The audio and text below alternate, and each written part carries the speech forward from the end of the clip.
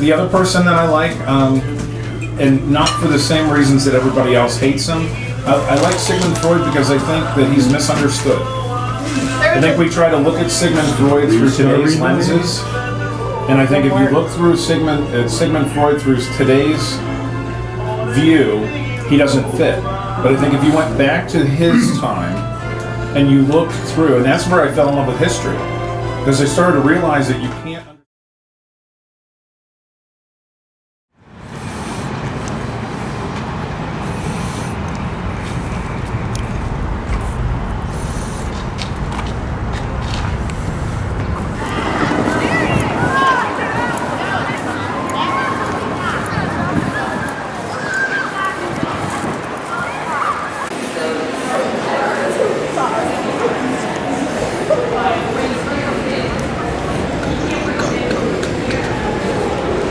Out of the militia, the Minutemen.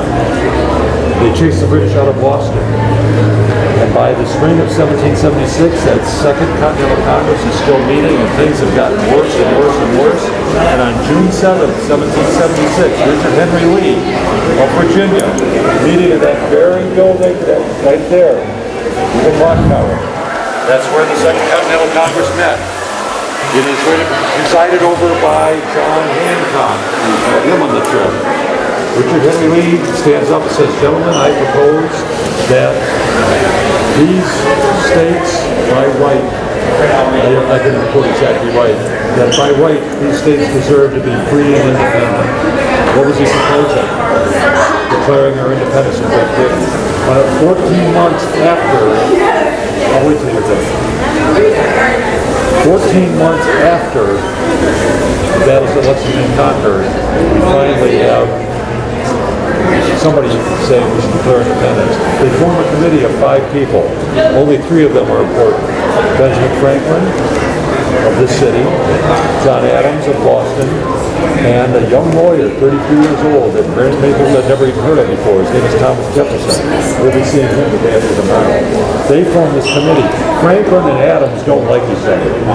Adams is real stuffy, and Franklin is real playful, and Franklin likes to pull practical jokes, and Adams just can't take all that.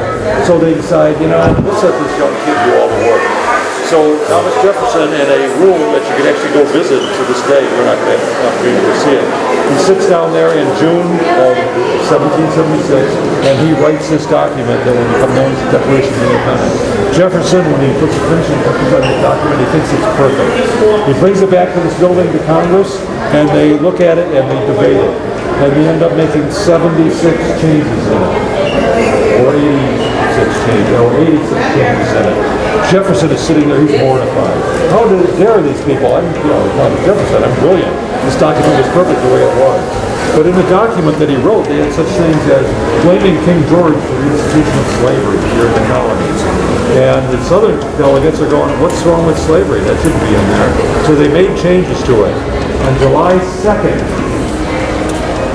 I'll try it for you. I'll get my dates right. July the 2nd, 1776, they adopt the Declaration of Independence. John Adams will write in his diary that night, "I think that in the future, Americans will celebrate this date, July the 2nd, by having days off of work, by having parties, by having fireworks, by having picnics."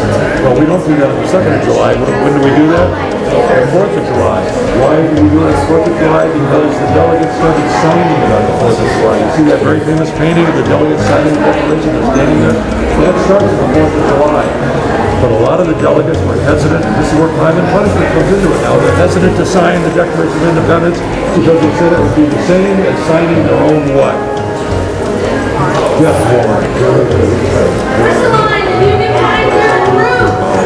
Signing your own death warrant, because if we lose this American Revolution, all these guys who signed this, their names are there, and they're admitting to what? Treason.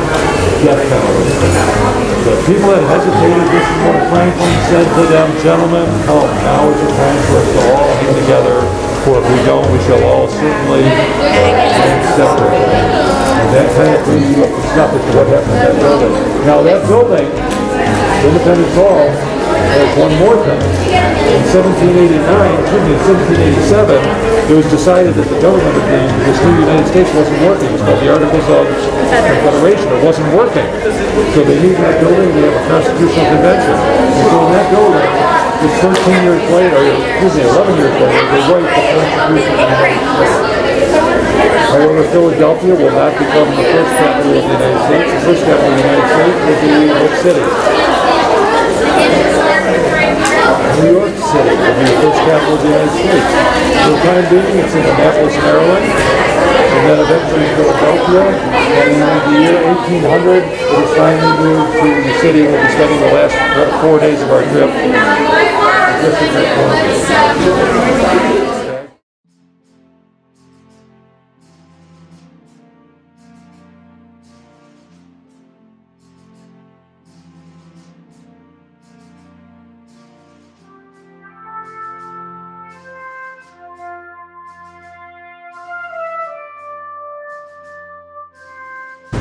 Hi, I'm Thomas Jefferson.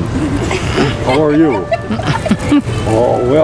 I just want to tell you folks that the Declaration of Independence, I had fun writing it, and I want to thank John Locke and all the philosophers that basically I copied from when I was in school. And that's how I got the whole Declaration of Independence, but I got a C+ on it, and at Hack, and I'm very pleased with it, because it helped my grade point average go up, believe it or not. So, are you videotaping this? This will be on YouTube. Thomas Jefferson talking about going to Hack.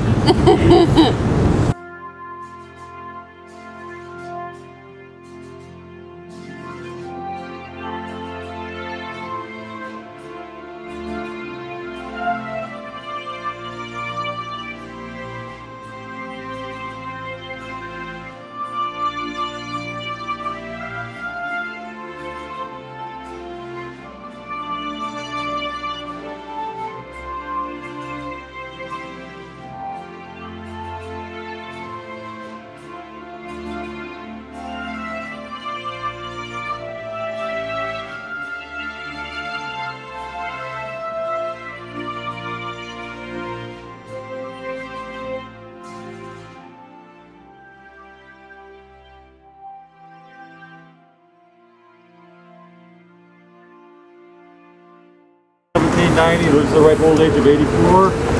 When he dies, he's eulogized as the first American. That's because he is a Renaissance man. He did it all. He was a publisher, a scientist, a statesman, a diplomat, an inventor, a real, true Renaissance man. Also, he wrote things like Poor Richard's Almanac. He invents the Franklin stove, the bifocal. He was our ambassador to France. He's the one who secured our aid during the American Revolution. Without that, we would not have gotten our independence from Great Britain. So it was a great loss here in Philadelphia and for the whole nation when he died. Remember, he dies a year after the Constitution will go into effect in 1789. But it kind of ties things together with what we saw in Boston when we saw his birthplace. And now he's buried next to his wife, Deborah.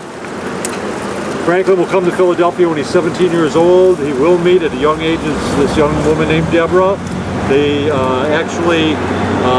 they don't get married, and they basically live a common law marriage.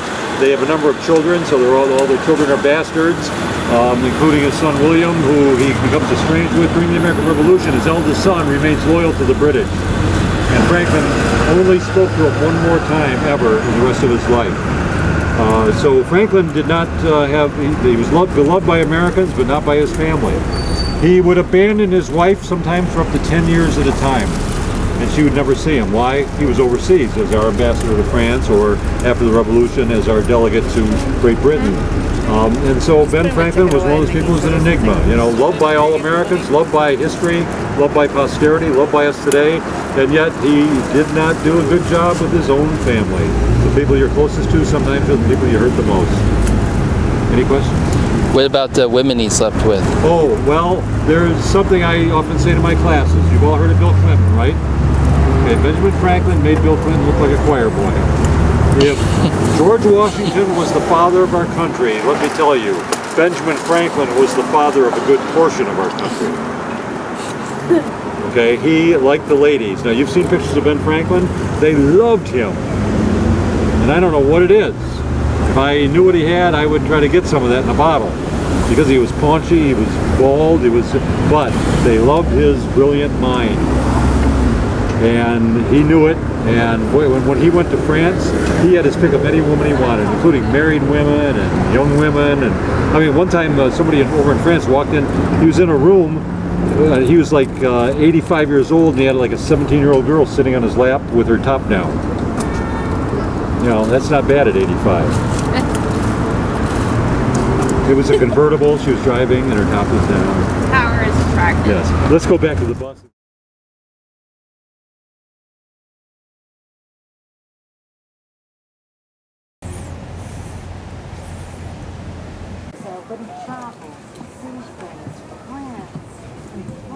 I'm gonna pop some tags. Only got $20 in my pocket.